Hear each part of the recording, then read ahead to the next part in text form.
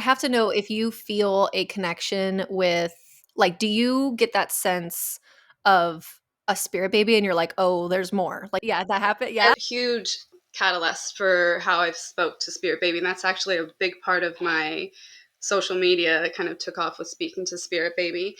I remember learning the language around it, like spirit baby, after Ava, our third. So she's 16 now. And I remember after her, and again, we were like, yeah, she's our last, even though I kind of knew. And I knew I still wanted more, and it just kind of would be present in the way, and I hear a lot of mamas speak to this, where it's like I would sit down at the dinner table and then like kind of look around, and it was like this very present feeling of something's missing, and I couldn't pinpoint it then, and then that kept on just getting more and more present for me. But Esme, her spirit baby communication was just out of this world, and then everything that like unfolded afterwards was really, really powerful for me. I had these dreams consistently for near 3 years of a little girl around 5 or 6. And she would be in the distance, and she'd be reaching out, and she'd be crying, and she'd be saying, oh, why didn't you wait for me? No, no, I'm going to So cry. painful. I know it was very emotional, and I'm grateful that my husband is as open as he is to the large family as well.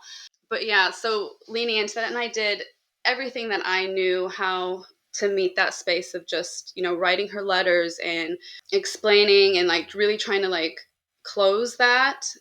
Because there's no pain or hurt feelings with spirit baby. Like I get that question a lot from mamas. Like I feel another one tapping, but I'm just done. So there's like the opposite of what I was experiencing, where they're Because just to clarify for people, you were feeling all this knocking on the door of the spirit baby of Esme after the vasectomy had happened, and you so were this trying to find that closure. Okay, and then you just sort of, right. it was just like not happening, and so then you were like, okay, we maybe need to do a reversal for And it's interesting too, because the Esme was such like my little medicine woman, because I there was so much healing, like childhood healing within her pregnancy and my postpartum and just mothering her, that years later I had this realization that it wasn't the little girl that was Esme, but it was me.